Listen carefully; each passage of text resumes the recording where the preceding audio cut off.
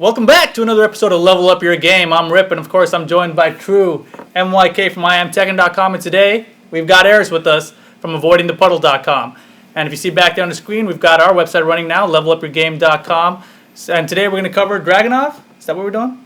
Pretty much. So. Yeah, that's he says so. So kick back, relax, and get ready to level up your game.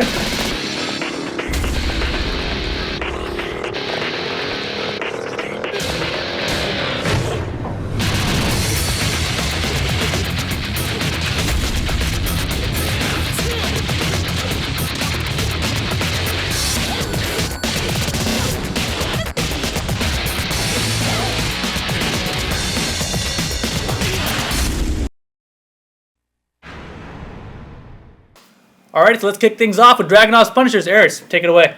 All right, for 10-frame Punishers, he has 1-1, which is +7 on hit, and it has an extension, 1-1-3, which is safe on block, and you can delay it. But I wouldn't typically use this to punish because the damage is so low. His next best Punisher is 1-3, which is part of the 1-3-2 string. It's the most damage you can get off with 10-frame jab. But it's only +1 on hit, so I probably wouldn't use this either, unless you want to get tricky with the follow-ups. His best 10-frame Punisher, in my opinion, is actually 2-1, which is 21 damage, if Mike would read that correctly. Does that say 21 damage? Yes, it does. Okay, 21 damage, it's a bit far. So I believe it's +4 or something like that. +4, and it's overall the best 10-frame jab Punisher he has. Yeah, he also has 1-2 as well, and the second hit's mid. So. Yeah, I wouldn't use it for a jab Punisher. It's part of a string, and I think that's only +4, but it's less damage. So overall, I think 2-1 is his best 10-frame Punisher. It also has extensions afterwards, 2-1-4, which is the low extension, and 2-1-3, which is the high extension. The good thing about these strings is that you can delay them very long. So he almost looks like he returns to neutral before he does the low if you delay it all the way. Interesting. So it's not too bad. But that's pretty much it for 10-frame Punishers. When it comes to 12-frame Punishers, he has 4-1, which is +8 on block. And it's pretty good overall. It jails. +8 on hit. Yeah, I'm sorry. Yeah, +8 on hit, and it jails. And it's safe, and it's pretty good overall. It has pretty good range and good uses. He also has down forward 4 for punishing. Sometimes he has to use this option because he's out of range, and it's his only choice. But typically, if 4-1 reaches, it's the best thing to do, just because of the +8. Let's see. When it comes to 13 frames, he has down forward 1. Which is, I think it's +7 on hit, and it's not bad. I typically wouldn't use it. I would go with 4-1 just because it's more frame advantage and more damage in general. It has an extension that is delayable, but it's high. The extension is also really high. Like you can, it'll go over people's heads. Just when they're standing sometimes. In Tekken Tag 2, they're going to jump to block. Yeah, I know. Air block. So, down forward 1-4, yeah, that's going to be the string, but down forward 1 is the 13-frame punish he has. For 14 frames, he's pretty weak in general. He has forward 4-4. That's his most damage he can get. So, 35 damage. 35, there you go. It's not bad. But I would still go with 4-1 just because of the frame advantage. Doesn't he also have down back 2-1? Down back 2-1 is 14 frames as well, but I think it's only +2 or something. Way less damage, and it's not really good for. It's more of a poke. It's not really good for punishing. He also has crouch dash 1+2, which will knock down, and if you do it perfectly, it is 14 frames. Wow. But it's so hard to do, and if you fuck it up, it's -14. I know. So it's not really worth doing. I know for really far punishes you use back 3, like for Steve's duck 2. Yeah, there are some cases where forward 4-4 will not hit. So back 3, that's also 14 frames. His long range substitute. Yeah, it's an answer if forward 4-4 doesn't work. But that's pretty much it. His 14 frame punishes are generally pretty weak. Like I said, I wouldn't try the shoulder in tournament just because you probably will fuck it up. I mean, screw it up. And so it's not too good when it comes to punishment. But 15 frames is when I get really pissed off because his 15 frame punisher is down forward 2. Why? It's so good. Yeah, it's fantastic. Especially against Lars, right? Yeah, it's Punishes up forward super 3 good. every time. This move it registers. See, this might be a bug in the game because see when he blocks it there, it says middle, but there's something wrong with it because it's pretty much a high in general. I mean, It's just a high that you can't duck, basically. yeah, pretty much. If you whiff a move that recovers kind of crouching, it'll go over. Let's say Lars is doing up forward 4, and I sidestep it. He And recovers whiff, low. Completely whiff. It's a total whiff. You can't punish it with this move.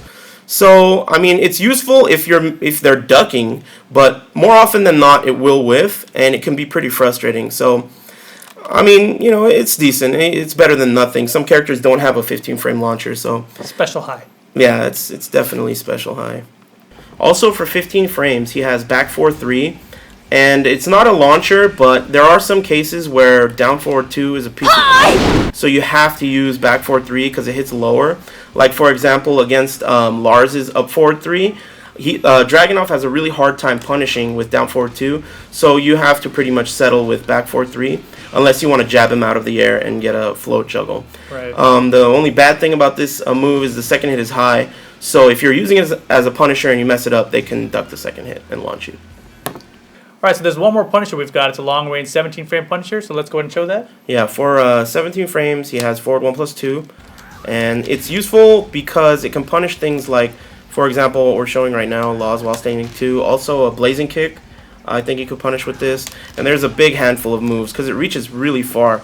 So if you would stop moving around for a moment, it has really good reach, and 17 frames is pretty good, and it deals pretty good damage too.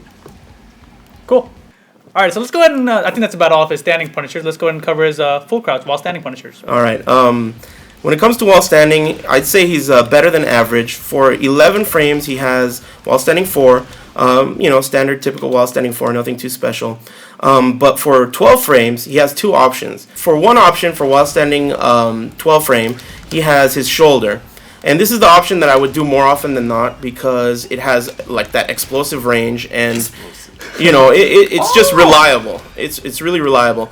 But for more damage, I believe it's 38 damage. Does that say 38? Yeah, 38 damage. He has while standing 1-3. The problem with this is, in order to really use it correctly for a punisher, you have to know exactly what you're punishing because there are a lot of lows that are -12 or more that you can't punish with this move because it has short range. Really? I mean, because I noticed with Law, Dragunov is one of the characters I hate using down back 3 on, just because his while standing 12 frame punishers are so good. But the while standing 1-3, I feel like you always hit him with the shoulder. So Yeah. Does the while standing 1-3 not hit Law's down back 3? Me personally, as a rule of thumb in tournament, I usually just always categorize lows into either I'm going to punish with a while standing 4 or a shoulder or a while standing 2. I kind of eliminate while standing 1-3 as a punisher, but that's me personally. That's only because I don't want to screw my own punishers mentally. Right. Because me as a player, when I play, I usually punish with muscle memory, and I don't try not to think about it, and I don't want to add too many variables to that. So I simplify it by just using shoulder more often than not. Because it's going to hit all the time. Yeah, it's just way more reliable, and that's what I look for in tournament. But that doesn't mean that I couldn't be getting more damage off of certain lows. I just personally choose not to because I want reliability. But that's for 12 frame. The shoulder is -14 though if he does screw it up a frame or two. Yeah, while standing 1-3 is -10, and while standing 1+2 is -14. But it has some pushback, so a lot of characters can't punish it. Lars can launch it. You. So anyway, for 15 frames, he has while standing 2, which is pretty good. Standard, it's -12. Standard 15 frame launcher. He gets pretty good damage on hit as well. So it's not bad. You could get a decent juggle. And it also tracks pretty well to his right. So it's not bad overall. And then after that, it's not really that important as far as punishers go for while standing. Cool. So does Dragunov have any stances? No. No stances. He's heterosexual. What about the crouch dash? You wouldn't consider that a stance? No. No? Movement Alright. type. It's his quarter circle forward, I guess. Yeah, he has a crouch dash, but he doesn't really have any typical stances. Alrighty. Okay. So then let's go ahead and move on to his homing moves. Alrighty. So let's go ahead and talk about Dragunov's homing moves. For homing moves, he has actually a really unique one. He has back 3, and it has really long range. I would use it typically for poking from a distance, but it's 14 frames, so that's really unique. I think it's the second fastest in the game, right? Other than Jin's. Jin's is 13 and his is 14. And it's got really long range. His other homing move is forward, forward 3. That also has very good range, but it's a slower move, but it does heavy damage. And does wall splat. Yeah, it And definitely the neat does. part is you could hold the second forward for quite a while. Yeah, So it's- it makes it look like you could almost basically run into it. Yeah, it's a unique property to only certain moves in this game, but you almost look like you're beginning to run, but you still do forward, forward 3. The way you do it is you just do forward, forward, and hold the 3 for just a split second, and then he just takes a step, and it's really good to mix up with running 2. Is that it then? Just those 2 homing moves? 2 homing moves. Alright, Other so- than that, down 2 kind of is a homing move. Yeah, it's not really a homing move, but it tracks pretty well, down 2. And he has certain other moves that track decently to one side, like down back 2 tracks to his right, and up forward 4 tracks to his left. But overall tracking, just back 3, forward, forward 3, and down 2. Alrighty. Let's go ahead and talk about his bind moves. For bind moves, he has forward, forward 2, which is what you would typically use if you wall carry. Bound, Yeah, it's a good wall bound in a wall juggle overall.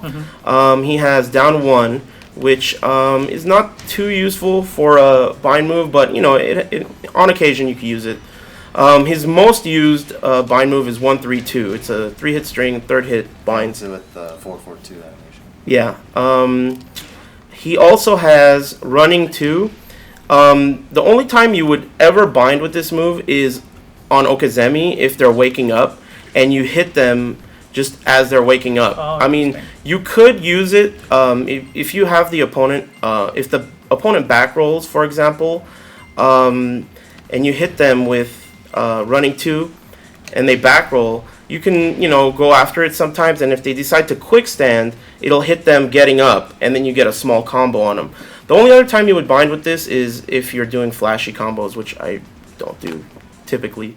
So, I mean, if you did some kind of wall carry combo, you could bind with running 2 maybe? You could, but usually you try not to because of the recovery on this move. Oh, when you hit with it, it's almost you have limited options after the bind. So it's best not to do it, but you have to know the juggle afterwards for when it does happen on accident. Yeah, sometimes like when 4-4-2 is a little too far when you wall splat, so sometimes you get running 2 instead, and that's generally how that happens. Yeah, What hits lower, 4-4-2 or running 2? running 2 for Running sure. 2, okay. But it's still not what you would want to do Okay. overall.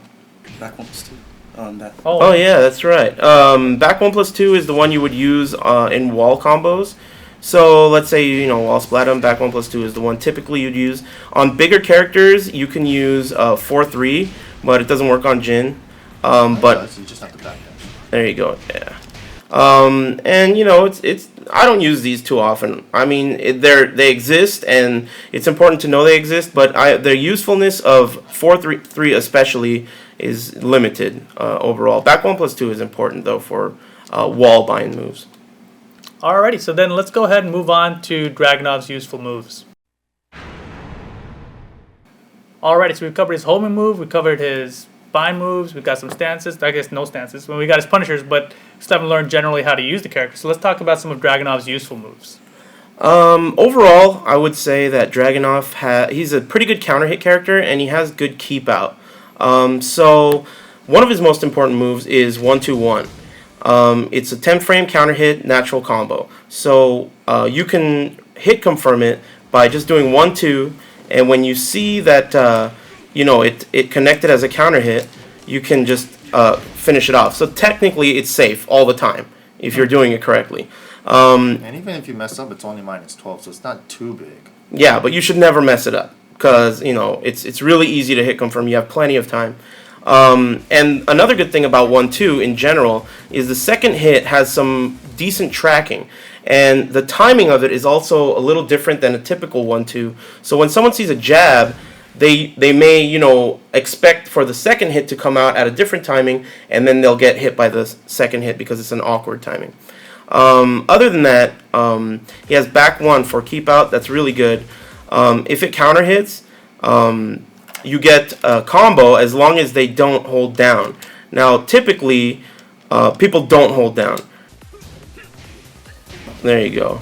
So as I was saying, back 1, very good keep out move, and you get a juggle if they don't hold down. And even if you do, you still get like 4-4-2 into a combo. Anyway. That's right.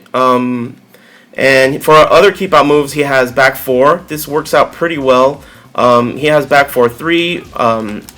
That's a natural combo if they whiff. You cannot hit confirm that, but sometimes you can feel it out and tell that it's going to hit and just complete it. And if they're ducking that, you can mix that up with back 4-2, which is safe. And if they're crouching for the second hit, the last hit's guaranteed. That is correct. So if they're ducking the second hit of back 4-3 and you hit them with back 4-2-1, you're at +8, I believe, and that's really good overall. And even if they didn't know how to duck the last hit, it would be +4. So yeah, it's +4 on block, +8 on hit, and it's really good overall. Just in combined with back 4-3, they work really well together. Yeah, and in rage mode, counter hit back 4-2-1 does ridiculous amounts. Yeah, I think I calculated it to do something like 89 points or something like that. That's like almost half a knife bar. Half a knife bar. Gotta cut that butter. Gotta cut that butter. Half a knife bar. Half a knife bar. That's crazy, dude. Typically. Yeah, so it does half a knife bar, and it does, I think, 89 points or something like that with rage, and it's a counter hit combo. It's really good. Another unique and useful move that he has is sidestep left up back 2. This move is pretty good because if you get knocked down and you tech roll left, you can tech roll left and then sidestep left, and then once you do up back 2, if they did a move, they're trying to catch you on Okazemi, you'll get to their side. Yeah, it's like a triple sidestep. Yeah, and if you get to their side, down forward 2 is guaranteed. And in this game, you can turn around quickly by hitting forward, and in many cases you can attack out. But because this is side turned, no matter what you do, even if you attack, you're going to attack in the other direction because it's an axis issue. So no matter what, it's going to hit you, no matter what you do. Now the exception to this rule is characters that have back turn moves. Yeah, types of moves like Steve. Albatross. Steve can albatross out. Lily Elisa. can Lily can flip out. Elisa can flip out. Link can turn around. Right, and Armor King can do 3+4 to get out. So some characters have options, but nobody's gonna do that. Let's be honest. Anyway, so it's a really unique and useful move. It just takes some balls to do in tournament, but it's really unique and good. Another useful poke that he has, he kind of has limited mid pokes, but down back 2 is really good. It's 14 frames and tracks really well to his right and has some phantom tracking to his left too. But the good thing about this move is you can hit confirm the second hit, and it gives you time, so even on delay, you can still make it a natural combo. It has a third hit, and the third hit has limited application. It's only good when the other guy's starting to fall asleep and you've been using down back 2 on a lot, and they just are getting impatient. You can hit them with the third hit, and which has a combo afterwards. Instant while standing 4 gives you a full combo. So it's a pretty good. Like the second is -10 as well. So if they miss the hit confirm and then they try to 10 frame punish it and then they do a third hit, then you're getting launched. Exactly. So that's the third hit kind of makes the second hit safer, even though it's -10. It's psychologically safer to throw out. Another really strong move he has overall is down forward 4. It has really good range, and it's just a good keep out poke in general. I find myself using this move a lot when I'm just scared, and it seems to pull through. It's a good panic long range move. Yeah, very long range. To buy you time to kind of formulate a strategy or regain your composure when you're f***ing up. Yeah, or I screwing noticed up or that whatever. You use down forward 4 a lot at the end of rounds and end of matches. Absolutely. Are there any other good useful round ending moves? This is really a personal thing, but I feel like when it's time to kind of close out a match, it's good to stay at maybe range 1.5, around here, range 1.5 or 2, and mix up down forward 4 with back 3 if they're trying to move around in that range, and also down 3 is a low that hits at that range too. So you have a few options. They all do similar damage. So if you know they're at that, they have that much life left, you have, a few options that do similar damage that are going to kill him if it hits. And these are, this is my preference. He also has a few, gimmicky, like if the guy really doesn't know what he's doing, you could do forward 4, down 4. And it works more often than you would think, because when it's the end of the round, people are scared. So a lot of the time, they won't, this shit even works in Japan. So I'd never seen you use that, but I think it would have hit me. Yeah, well, now I know, and you're toast. Now I'm gonna low parry, but I'm just saying, He also has, he also, like I said earlier, he has a 2-1 delayed 4. That can catch people off guard for a round end or two. But overall, I'd say, 85 to 90% of the time, I'm going for down forward 4 mixed up with down 3, and just staying at that range at the end of the round. Cool. And what about down 2? That's a pretty useful move, right? Down 2 is a very useful move. It's his most useful low. It has good tracking, but it's 0 on hit. The interesting thing about this move is, on hit, it has that animation, and if we turn on counter hit, it has a different animation. The leg goes to the side rather than going to the back, and this is how you counter hit confirm this move. Because on counter hit, it's +4. So I didn't know that. you have other options when it counter hits. Being 0 on hit, it can have limited applications. You have to be really careful how you use it. For example, against Brian, if you hit with down 2, he's going to be doing while standing 3. And, it's really dangerous to do anything afterwards. So in that case, you would want to do down 2 and then backdash. And then you could punish with something like crouch dash 1. Also, this is kind of, not many people know this, but Dragunov is a lot stronger on one player side because down 2 being so useful, being his most useful low, forces crouch for the opponent. And from crouch, Dragunov does not have any homing moves. So from crouch, he has up forward 4. Now, up forward 4 tracks only to his left. And since you're forced crouch, when you hit with down 2, they have to go in that direction. So that's one of the reasons why Dragunov is better on one player side. Another situation that's similar to this is down 1. Down 1 is, I believe, 0 on block.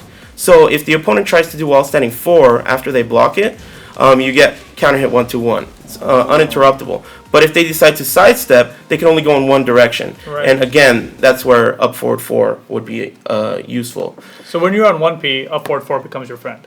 Definitely. Because you can put him into full crouch a lot. Yeah, I mean, it gives a small juggle, and I mean, I always complain about Dragunov not having a hop kick, but that's really the most important thing in this game, in my opinion, and he doesn't have one, but he does have a safe low crush move, which is decent overall, but I'd still take a hop kick over it, absolutely. Now, on one player side, it becomes a pretty good tracking move that you can do from crouch. On two-player side, not as much because you can't use it with down 2 so easily. So when you are on two-player side, what are your options? The options on two-player side are let's duck so I could jump over. If you hit with down 2 and they move up, you can do while standing 2, and that will hit. Does he still have the jump cancel version of up forward 4? The one that's 1 frame faster? No, I don't think that exists in this game anymore. Oh, okay. But yeah, you can do while standing 2, which is -12, so you no longer have a safe tracking move in that direction. But yeah, that he has answers, but he's generally stronger on that side. One of his most useful moves, and a move that I really use a lot, is backswing blow. And this move is unique because there are a lot of moves like this in the game, but this one is -12 only, and it's a launcher on regular hit, and it's mid. But one thing that people think that this move does is high crush, and it actually does not high crush. It just moves back, but you can be thrown out of it and you can be hit by highs. So I don't know if we'll be able to show that with Kazuya, but just try hitting me with, I'm going to jab and do it, and try hitting me with a throw or something. Yeah, see? It doesn't high crush at all. But it is very useful.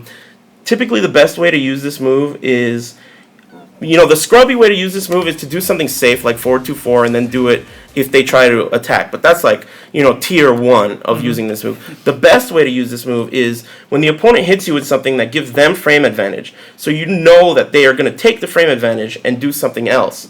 in that case, it's really good to use this move because you know they're going to attack because they got all this frame advantage, and you're just going to get out of there and launch them. It really works well against Horang and Baek. It works well against any character who's stuck in a stance, who are limited to what moves they can do, and they almost have to take advantage of their frames. So that's the best application of that move. Let's see. Running 2. Nah, that's not important. Yeah, running 2 is definitely kind of his signature move.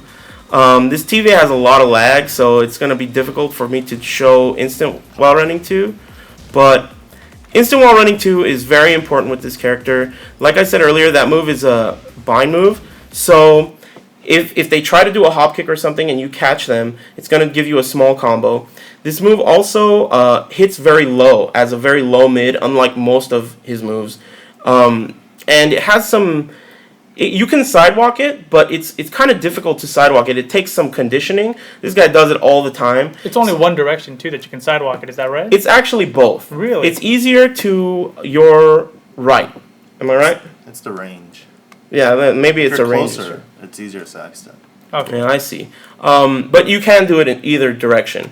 And for people who are doing sidewalk to beat it, you can use that, partial running forward 3. And it really looks like you're going to do a running 2. Yeah, it really does. But you get a homing move. And that works really well to stop people from sidewalking.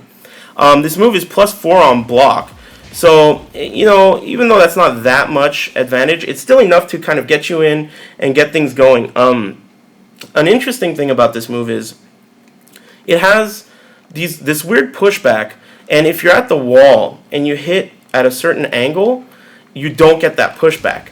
So you got it right there, but at certain angles, he stays completely close. And when that happens, you get really more options. It's Does it kind give of you more frames? No, it's the same frames, but just this pushback doesn't happen. And it's kind of like one of those things where it takes a long time to realize it's happened, but when you play the character a lot, you notice it happened, and you're able to capitalize on it. It's pretty rare. I mean, there it is, right there. I didn't end up as far from the opponent. There it is. You see how I didn't get pushed back? So, I mean, it happens, and when it happens, you should really pay close attention to it. So are there any other useful moves? Yeah, for Punishers, for juggle starters, he has some unique stuff. His Crouch Dash 1 is a high launcher on regular hit. And if you'll hold forward, I'll show the animation. So you get a regular juggle off of this move on hit. And the good thing about this move is that it has decent range, but the best thing about the move is it's only -2 on block. So not only is it safe, but you can do a launcher and then sidestep.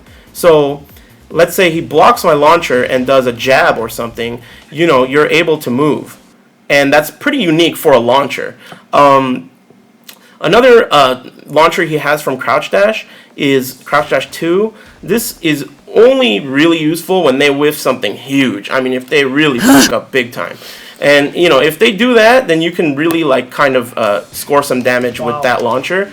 But overall, it's -14, and it's pretty risky to use, and it also does not high crush correctly. It's very risky. You can get a magic forward out of it, and you can, it has a crush window in it, but it's not reliable at all. And It stands up at the end of it. and in the beginning of it, so it's really not reliable as a high crush move. Let's see other useful moves. He has back 1+2.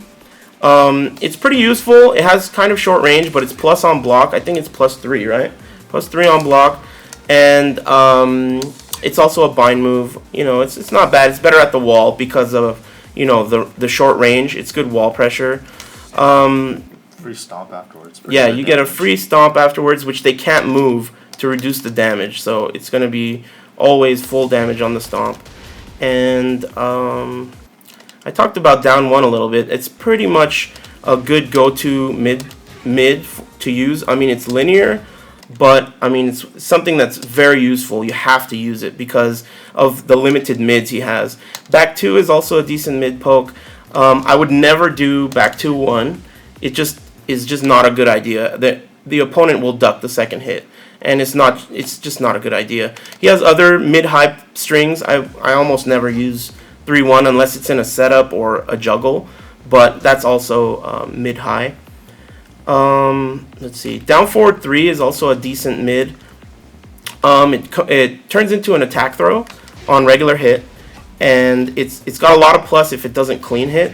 So like let's see. And the attack throw is only at close range, right? Like it can hit. Yeah, it can hit and it'll do that. Yeah. If it hits on regular hit, but not clean. Mm-hmm. It's pretty good. It's safe. You can move around afterwards. It has decent range, and it's not bad overall.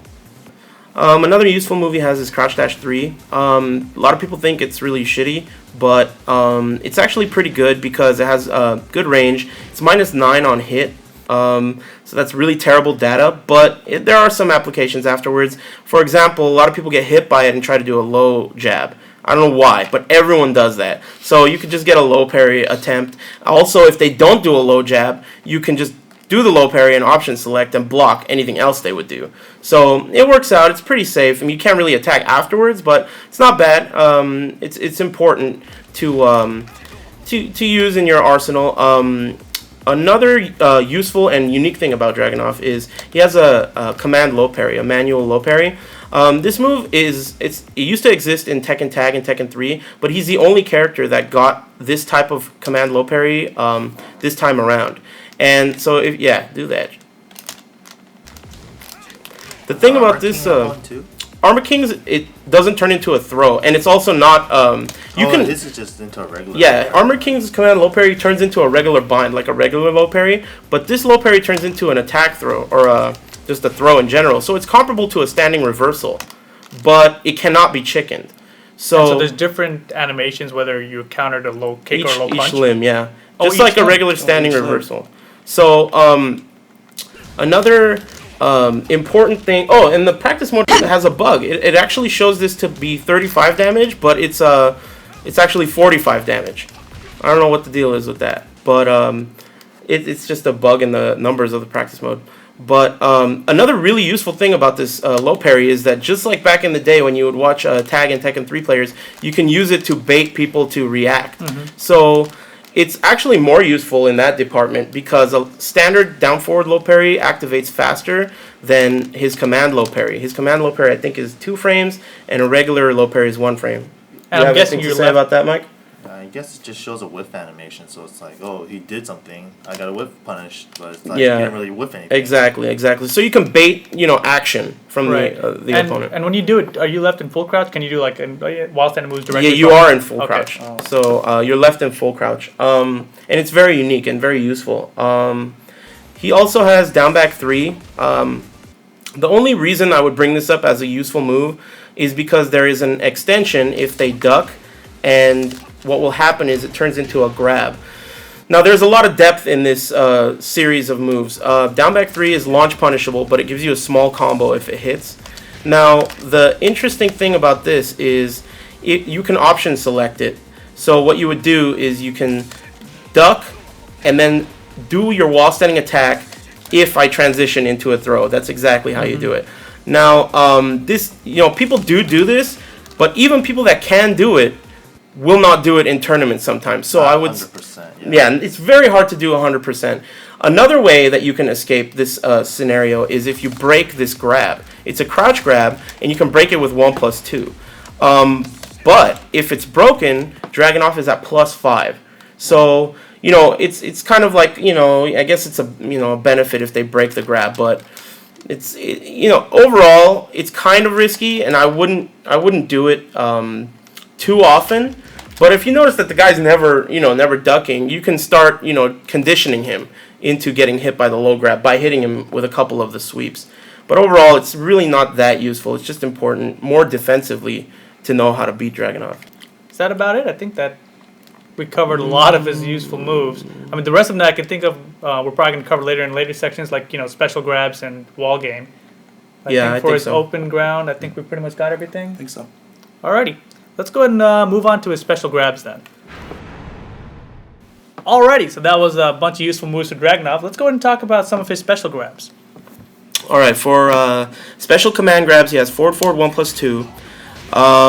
This is pretty good because it does 45 damage and gives good Okizeme. You can also use it to kind of, as they're coming in, you can counter hit with it. It's a pretty good 1+2 grab overall. He also has forward 2+3 and forward 1+4. The unique thing about these grabs is that they're 11 frames, and most grabs in the game are 12 frames or 10 frames. So they're faster than the average grabs, and they actually have better tracking than standard 1 or 2 grabs. Most male characters cannot sidestep them in the direction that his hand is reaching out. So they're pretty useful overall. As far as, let's see, forward 1+2 is -7 on break. And the forward 2+3 and forward 1+4 are -5 on break. What else does he have for command grabs? Up forward 3+4 is pretty useful for being a unique grab. You can't break it, and it's kind of slow. So a lot of time what will happen is even if the person recognizes that it's a high, they will duck and then stand into it. But I wouldn't use it very often. You're not going to win any tournaments with this grab. It's just kind of one of those things that you throw out when the opponent is really hesitating and you're kind of forcing pressure maybe against the wall or something. But let's see. I think it hits more often than it should. I guess you could say that. It's one of those moves that hits more often than it should. Let's see. What other command grabs does he have? He has his crouched grabs, which are breakable by 1 or 2 depending on which one I do, and I believe it does 45 damage. Nothing too special about them other than the fact that you can punish certain lows in the game with it, like Kuma's down back 2, right? Kuma's down back 2, Wang and Ling's sidestep 4, and a couple handful of lows in the game. This reaches, so you can punish the low with the low grab, which will give you 45 damage. It is breakable, but in a high pressure situation, usually the opponent won't expect it. So it's a pretty good answer. Let's see, what else does he have? He has forward 1+2. Yeah, forward 2 1+2, which you can cancel. It's kind of tricky. Some Dragunov players use it more than I do. It's kind of useful. You can also do it off of 1-3-2, 1+2. It can be kind of tricky, but I mean the thing is that you can break this grab with 1+2, and it's also a high, and the cancel is not that great of a cancel. But what'll happen often is the opponent will think that the high is coming, and they'll duck. And you would think typically that, okay, they're going to duck, so I'm going to do a mid to launch them. But what actually ends up happening is they duck, and by the time the mid comes out, they're already standing. So a good thing to do is the cancel into a low or another throw.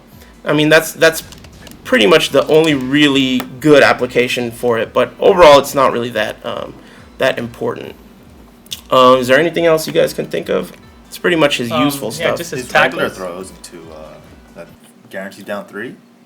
Yeah, his standard throws, they're kind of unique in some senses. I'll cover his 2 throw a little bit later when we do a wall game, but his 2 throw, as far as Okizeme goes, is kind of, it's kind of rough. You're far, you can catch with 4-4-4-2 or, a few things, but it's not that great. But his 1 throw, his standard 1 throw, is very unique because it gives a free down 3. If you do it fast enough, this low is guaranteed after the throw. Now, the good thing about that is if they back roll after the throw connects and you do down 3-4, you get a spike there and they're still back turned. If they try to get up blocking the low or anything, it's going to hit their back if you do it fast enough. So either way, it's pretty good to do down 3-4. It's very hard to, since it's guaranteed, it's going to hit. And even if they don't get up, the low's going to hit, they're going to get knocked away, and the second hit's going to whiff, but you're safe. So, I mean, it's pretty much a given that you have to take the down 3. It's kind of stupid not to. Let's see, what other throws does he have? I don't think he has really anything else that's too useful. We covered down back 3, 1+2. That's also a low grab, and it gives the same animation as his crouch grabs. But other than that, I mean, he really doesn't have anything useful. I'm sure I'm missing some things that I really don't care about, but this is the stuff that I use typically. Well, let's talk about his tackle really quick. Oh, that's escapes right. on that. Okay, what you can do with this tackle is it kind of looks similar to a standard tackle, but it's unique in many ways. First of all, there are 2 options to break it, 2 windows to break it with 1+2. So what you can do is break it like that, which leaves Dragunov back turned. In DR, when this grab was broken, he used to be +5. But in this game, he's minus at least 5, and he's back turn. So it's not very useful in that regard. But there's also a second window after that where it can be broken, where the opponent turns you over. And like a standard tackle. Exactly, counter. and then they're on top. So that reduces the usefulness of this tackle. But after the tackle connects, they have a third opportunity. That's the turnover. They have a third opportunity to break your follow-up. Now that's the 1 follow-up, which is broken with 1. And then this is the 2 follow-up, which you would break with 2. And he also has a 1+2 follow-up. But because you have 3 opportunities to break this grab, it reduces its usefulness overall. It doesn't have any special tracking or any other special properties. So I mean, it's kind of a waste of an opportunity. I'd rather hit with a low or another grab rather than hit with this 50 frame piece of junk. Right, but if you do get to hit, then it's a 3-way guess for the opponent. Yeah, I mean, if you happen to get it to hit, it is a 3-way guess for the opponent. And I mean, the grabs do decent damage, but it's not something that you would really want to weave into your offense. It's not really that Right. useful. I just remember that you could do that from when you're knocked down, face down, head toward. Yeah, that's definitely something he could do. The Living Dead. Now, this is the only case where it's usable, but it's different in this case because the tackle that you do from standing is just, he's standing there. I don't even believe it high crushes correctly. But this actually, from face down, head towards, he has this unique move that's 1+2. Now, this move is really good because from this position, when you do it, it goes under almost every mid. It has to be a very low hitting mid or a ground hitting mid or a low for it to hit him while he's crawling. Now, if you'll hit me again, if you do 1+2, 1+2, it transitions into this grab. It's his only opportunity to really use his tackle effectively because he doesn't have any other choice. So in this case, the tackle becomes useful, but it's not really.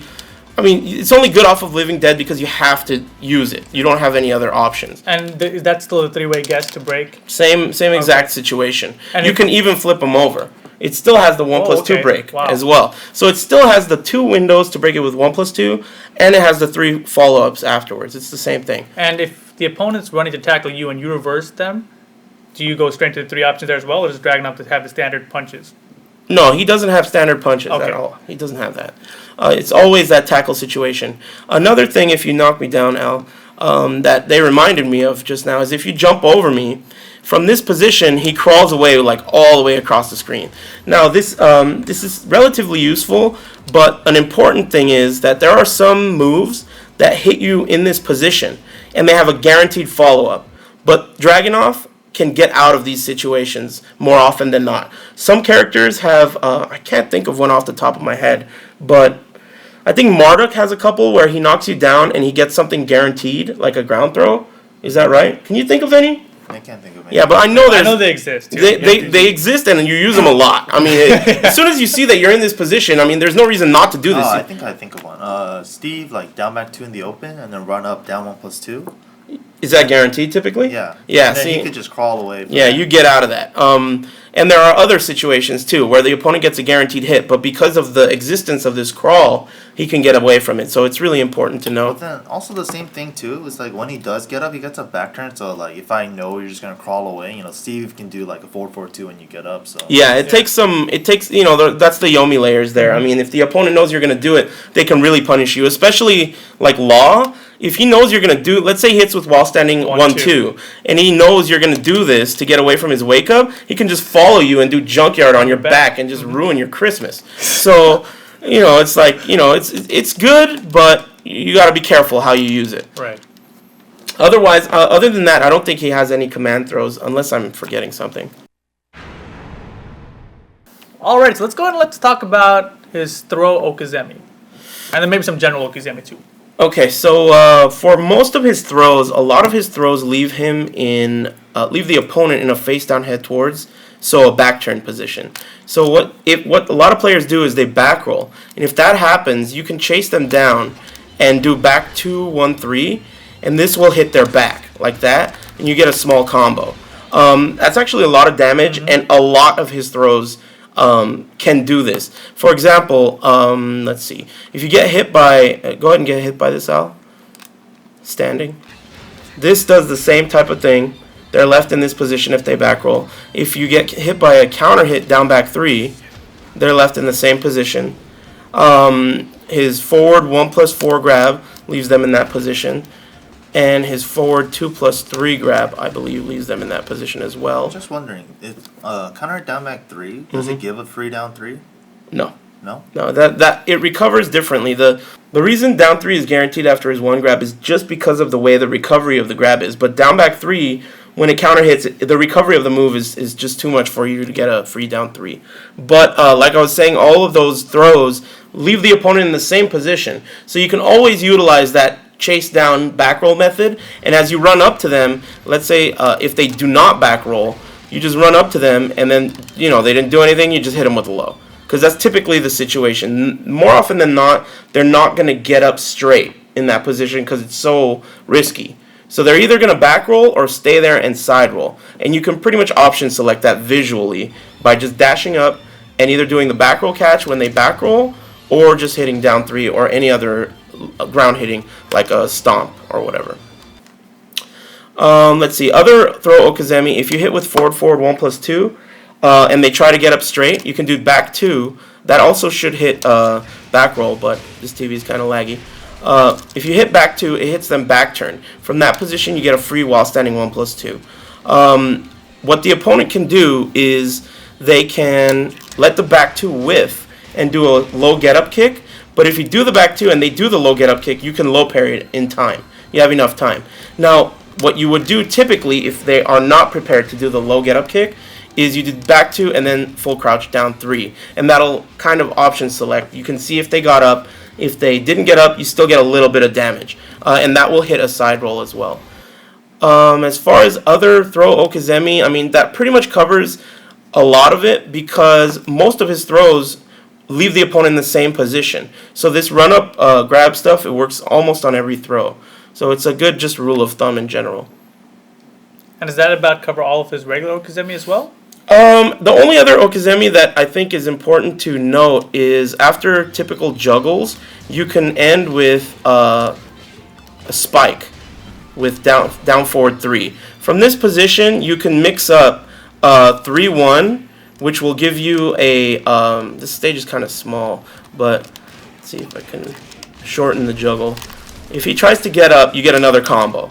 And then if he stays down, you can do a stomp. But there is a way out of this situation, and that is to side roll to your right. So if the opponent side rolls to their right, they can escape the stomp, and I think King might be too fat for this, but typically they can escape the stomp and they would not get picked up by 3-1.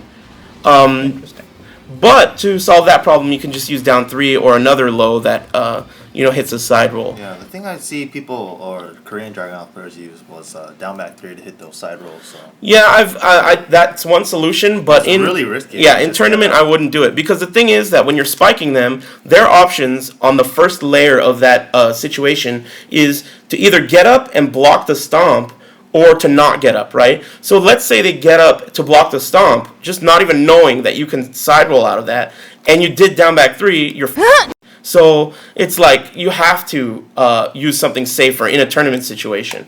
I mean, that's just my opinion of it. It's better to do down 3 just because it's safer, and there's a follow-up just in case you see that they're moving. Other than that, as far as okazemi goes, he has some minor stuff here and there, but those are the two main things that you need to know. The back roll catch with back 2-1, and then the wake-up okazemi off of a spike in this situation. There is also a unique juggle. If you get counter hit by the second hit of this, there's a... yeah, this stage has unique properties on go top. downstairs. Yeah, let's go downstairs, Al. What's down there? Alright. So down here, this combo works just because the upper part of this stage is different, but you need to get hit by the second hit of this. Just crouch. And then this puts you in a unique situation. It's forward 3-3 in that juggle. yields almost the same type of situation. The only difference is you cannot side roll out of the stomp in this case. And the back roll and quick stand works the same way. But other than that, I mean, that's typically all you would really need to use. And the down 3 is also guaranteed in that situation. Yeah, down 3 is guaranteed there. But, I mean, if you want to get the extra, float juggle, you got to go for the mix-up. And the reason you guys went downstairs is because of that gravity glitch? Is that why? I don't know if it's a glitch. Yeah, I think they did that on purpose. Well, the interesting gravity thing? Yeah, upstairs, whenever they're falling like this, when their counter hit's done. High five. Yeah, counter hit's done and they fall to face down, head towards.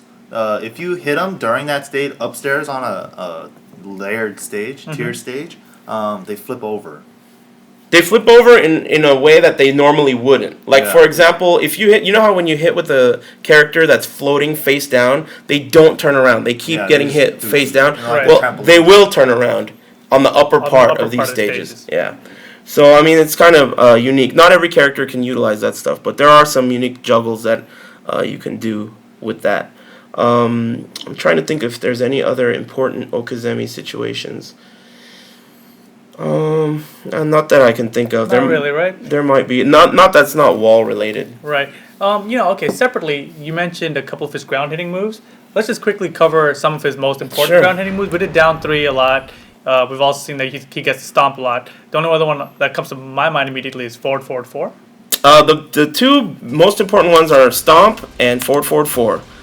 Those are his highest damaging ground hitting moves. Forward, forward, 4 is it gives you can do it from far away, and it's a decent move to hit back roll and stuff. But generally, you want to go with stomp. It's the most damage, and it's only minus 11 if they get up and block it low, so it's pretty safe. As far as other moves that hit on the ground, down 3 is really, really good in general. If you need to hit them on the ground and they're far away, it's got good range and it's decent. Down 2 hits on the ground as well, but it's one of those moves that you have to be at the correct angle for it to hit on the ground. Otherwise, I mean, it's really just stomp and forward, forward, 4 that you would want to use for an opponent that's not moving. All right, cool. Let's go and switch stage and let's see some of his wall game. Alrighty, let's go ahead and talk about Dragunov's wall game. For his wall game, his wall game is actually better than average, I'd say. His key move to use at the wall is up forward 3. The reason this move is really good is because it's safe, it low crushes, and it wall splats, and it also has a unique pushback. Now, if you block this, Al, if you use this move at the correct range, they block it, and then he moves back a little bit. Now, from this, you can kind of backdash a jab attempt. Like, let's say block it and do a jab. You can backdash and punish with a shoulder. Nice. You can also, since it's safe, and a lot of people try to jab just thinking that it's jab punishable. Even if they know it's not jab punishable, a lot of people just want to jab. You can just duck the jab and then while standing punish for a wall splat. That's really good, and it's kind of what you should base your wall game around. But other useful things about his wall game are this move, when they block it, like I said earlier, it's 0, but they're in crouch. So that's a 1-2-1 setup. And counter hit 1-2-1 is going to wall splat, and it's a lot of damage.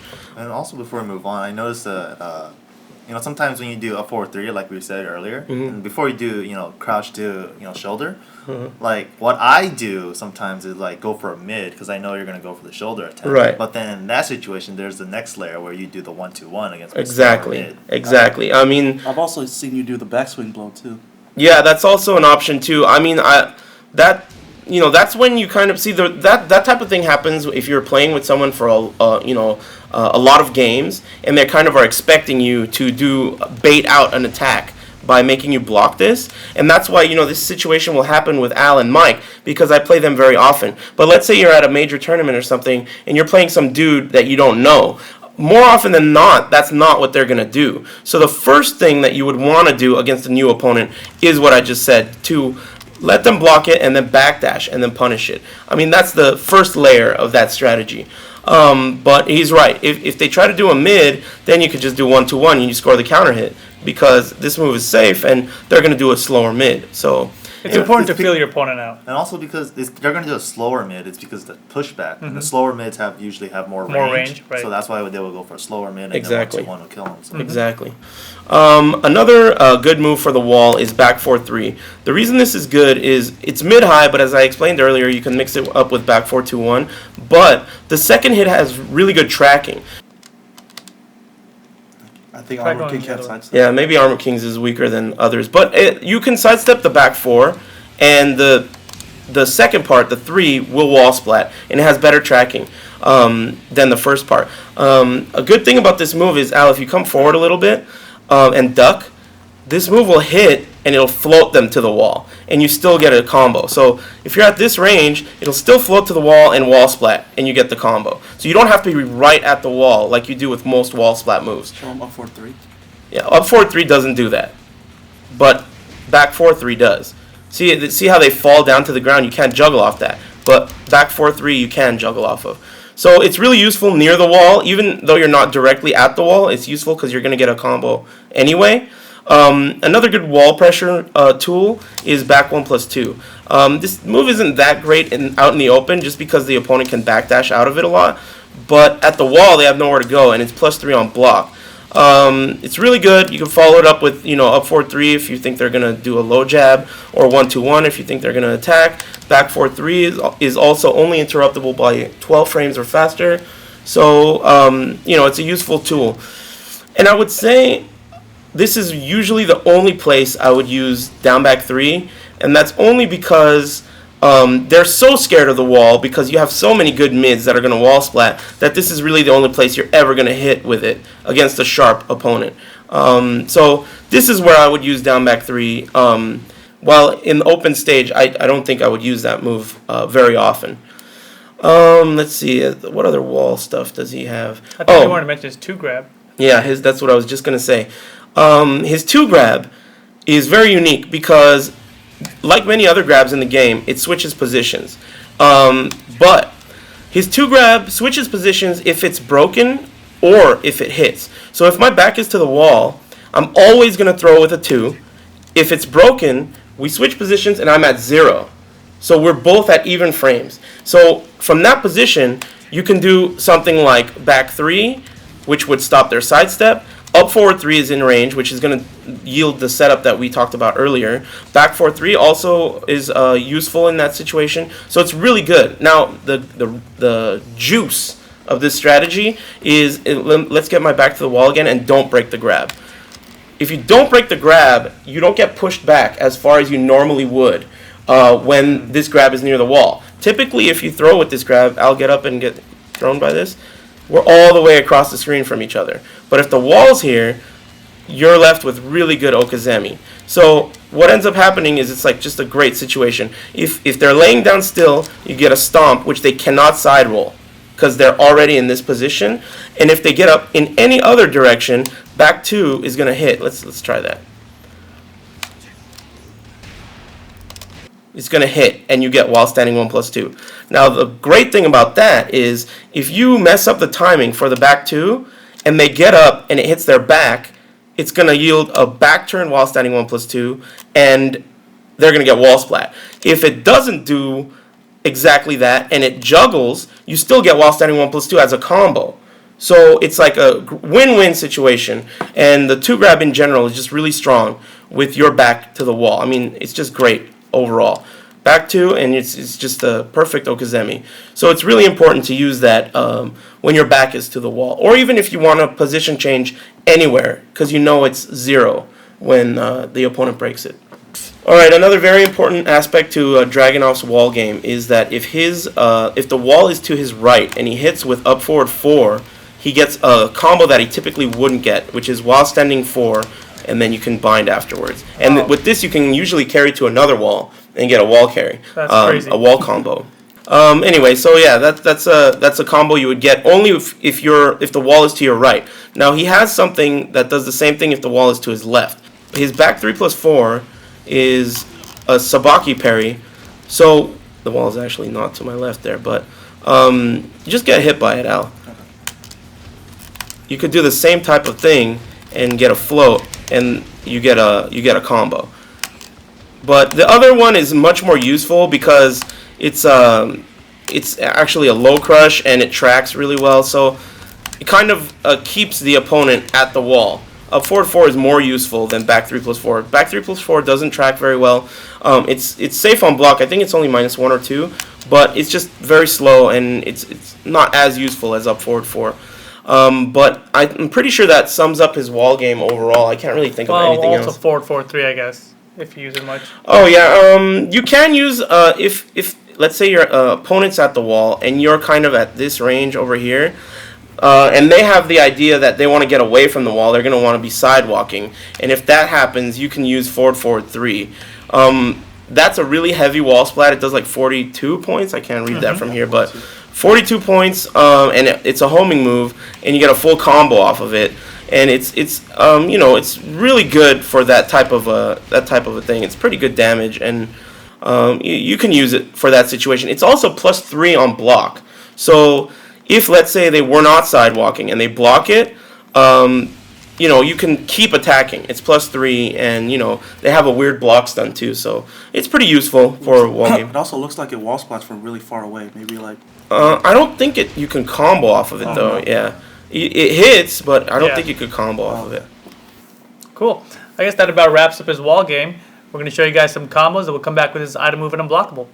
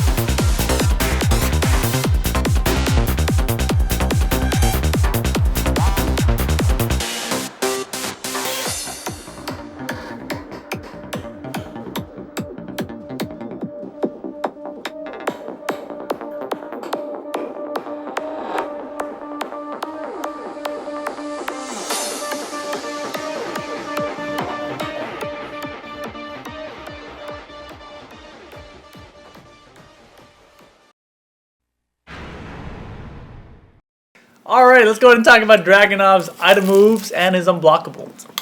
With the So, chocolate covered almonds. Get that away from his beard, please. anyway, give me that. All right. So, his one of his item moves is 1 + 2 + 3. It's the tear gas. It's very useful in tournament. Renders your opponent blind for 5 seconds. He's actually kidding. It doesn't. It doesn't do anything. It's just a taunt. He also has here, knock me down. He has this sniper rifle move.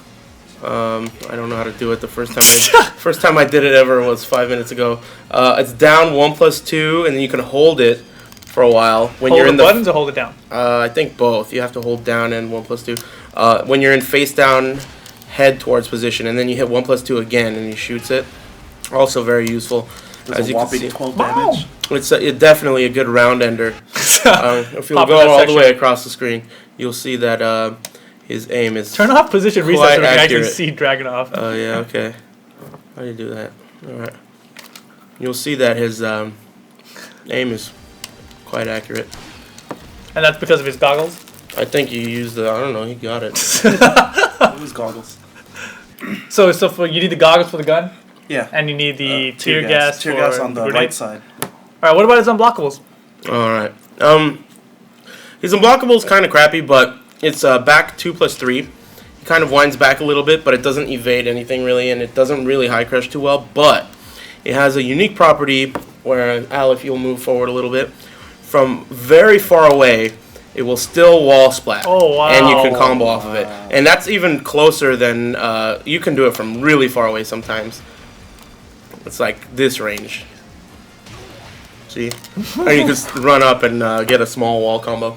So that's the only unique thing about it, really. Otherwise, it's not very useful.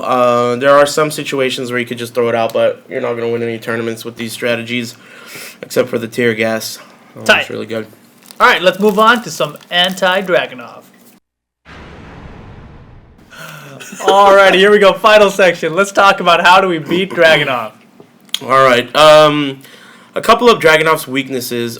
First of all, his crouch dash does not high crush the way every other character's crouch dash high crushes. So if you're trying to get in and your opponent is, let's say, Law, they can really abuse Magic 4 and Magic 4-3 because none of his crouch dash moves high crush either. So let's say, for example, crouch dash 2, right? It has some parts of the move that will go under highs, but it's not a reliable high crush, so you will get counter hit out of it very often. Even crouch dash 3, which is a low, if you will try to jab me out of it, you can really get hit out of it and floated. So it's really kind of risky to do this stuff in high level play. See, you'll just get floated out of it. Now watch. I'm gonna do a jab and then you do a jab. All right. See that every other character's crouch dash is gonna go right under that jab, but he can't do it. The only real way to go under the jab is to hold down, in which case you stop moving forward. So pretty much the moral of the story here is that it's really easy to keep Dragunov off of you with highs because he can't move in while crouching. Another weakness of his is generally he's pretty weak in the tracking department. This isn't something that you can't solve with specific moves, but a lot of his more important moves, they don't track very well. So, strong sidewalking is really useful against this character. You guys would know. You guys play me more than anyone. What are some other anti-Dragunov strategies? Well, his down 2 does track pretty well and starts off his offense. So, but the problem with his down 2 is that the range is terrible. So just like one backdash kills him. So. Yeah, especially with Lars. I mean, this is an excellent example. I mean, if I do, right there, down 2 is a pretty legit strat, and he can easily backdash out of the second one. So, down 2 can be easily backdashed with a lot of characters. And general knowledge, I mean, his string's like 3-1. You could duck the second hit. You got to know that. I mean, if someone is using 3-1 in general with Dragunov, I mean, they're garbage anyway. Yeah, you're letting him get away with way too much. Anyway, you can duck the second hit of back 2-1. The most important one is back 4-2-1. If you're playing against a good Dragunov player, they're not just gonna be doing it. What they're gonna be doing is back 4-2 and then seeing if you're ducking. If they realize that you're not ducking, then they're gonna start doing back 4-2-1, and you gotta duck that because if you block it, you're at minus 4. So minus 4 on block, plus you're minus 8 on hit. So Dragunov is plus 8 on hit. So you gotta duck that. It's really important to duck that. We talked about it earlier. The option select with his down back 3. That's one of the things that you gotta try really hard to get used to. Down forward 1-4. If you're not ducking that, you're letting him get away with murder because that's actually a pretty useful counter hit combo. But if he's not supposed to be able to use it. If your opponent's not ducking, then it's really cheap. I mean, 13 frame counter hit combo and it yields to a stomp on counter hit, so you got to be ducking the second hit of that. Let's see. A lot of the time, like I was saying earlier, safe moves. A lot of Dragunov players will do a safe move into a backswing blow. You got to know his frame data and you got to know what's safe because if you're just sticking out jabs after stuff that's safe, you're just gonna get an elbow in your face. So it's better to just study up on the character in general in terms of frame data and know where you should be sticking out jabs and stuff like that in general. And in general too as well, those backswing blows, I find that generally Dragunov players use it when they need it. Like they need something big. So that's when they try and pull those kind of moves out. Forward 3-2, easy shot. Oh yeah, that's another one. Forward 3-2, you gotta duck the second hit of that. He does have a mid option, but it's I think minus 13 or something. You know what it is? Minus I think 13. it's 12 or 13 somewhere around. Something like that. But you gotta duck the second hit. In general, it's just really important to know his frame data because moves like 4-3, it's a good counter hit move, and on counter hit it gives you a stomp. And if you're not punishing with a 10 frame, I mean he could just be doing it all day. So you gotta punish this stuff. If you don't punish this stuff, I mean if I'm playing someone new and I do this stuff and I realize they're not punishing it, it's like, all right, now I can just fall asleep. It's not important. I don't even need to think anymore. If they're not ducking back 4-2-1, I'm just gonna do it all day long, and it's an easy win. So it's really important to know his frame data and, just defend correctly. Yeah, I think we covered a lot of his anti-strats as we covered everything else in the episode. Yeah. So I don't know if there's a whole lot more to cover. Oh yeah, with Lars you could have used F4-3 because of Dragunov's down 4-2. Right, character specific. I mean, it is punishable by it, but it's hard, right? Yeah. Oh yeah, I forgot. Awesomeness. It's only punishable by it if I sidestep for 5 frames. Like that. Boom. Okay, so generally we're saying use some high attacks. Keep them High keep out is really good against Dragunov. And just well-timed sidewalk because he's pretty linear overall. And backdash against his down 2s. Backdash in general is really good. I mean, it's just going to open up while running 2. That's what you have to do against backdashing players. Right, and yeah, that's something we didn't really cover in this anti-section, but I mean, generally we're saying that you can sidewalk in both directions as long as you're close, and the problem with sidewalking it comes when you're at range. Yeah, if you're at range, maybe 2.5, 3, like right here, I think you can only, you correct me if I'm wrong, you can only sidestep it to Dragunov's left. So to your right. Am I right about that? Feels like it, yeah. Yeah. Up close, you can sidestep it in either direction. And like I said earlier, you would have to use forward 3 to stop that. But sidewalking is pretty good. What happens when you sidewalk it is he runs past you. Let's see if you can figure that out. I'm going to do a jab, and then you sidewalk it, alright? I run past. But if you know what to do, you can dash up and follow me and do a back turn combo. Like Law would be able to get Junkyard, or Steve can get back 1-2-1 or whatever. So you can really punish him if you know exactly how to punish this move. The thing is, if you don't know how to punish this move and you sidewalk it, I'm all the way over here across the room, and you're not gonna get moved. So it's really important to know exactly how to punish this move. Otherwise, I mean, just general knowledge is really important with this character. Like we stressed earlier, all the highs in his strings. If you're not ducking that stuff, it's just you're giving away way too much. Otherwise, just that's pretty much about it. One more thing, like Corsica back 2 as well. It's that even though it might be minus 12, it has no range, so you could just make it whiff Yeah, absolutely. And then This just is kill him for it, this so. is one of those moves that they have to do something to get hit by it. I mean, it's not gonna hit unless they did something that whiffed. Otherwise, I mean, just holding back it will cause it to whiff. So it's like just patience. Patience will solve this problem. And also, down back 3 at the tip is also negative when it doesn't trip. Yeah, it. Even if you don't block You have to it. get hit, but at range where it won't counter. Yeah. Yeah, it's like -5, I think. Yeah. So when this hits partially at shallow hit, it's -5 or something. So it's good to know these little things to take advantage of.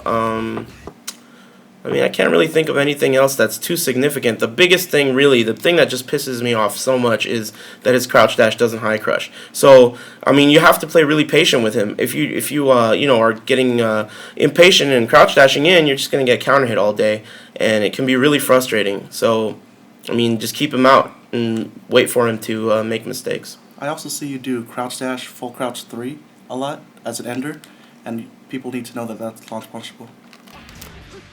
I don't do that very often. I used to do that a lot in DR, but it's not very good. I feel like Well, I think it's good because it covers so much range. but crouch so dash quickly. 3 is much better. It covers way more range. Okay. And it's just as launch punishable. And it does more damage. So if you're going to take that risk, I mean, crouch dash 3, of course, is very unsafe. Right. But I almost never do the crouch dash full crouch 3 anymore because it's less range. Because of the addition of crouch dash 3. Yeah, the addition of crouch dash 3 made that move almost useless. Okay. And crouch dash 3 is also like -7 or something on hit. So it's maybe -5 or something. But either way, the bottom line is crouch dash 3 is better. Okay. So I guess the main thing against Dragunov then is just mainly knowledge.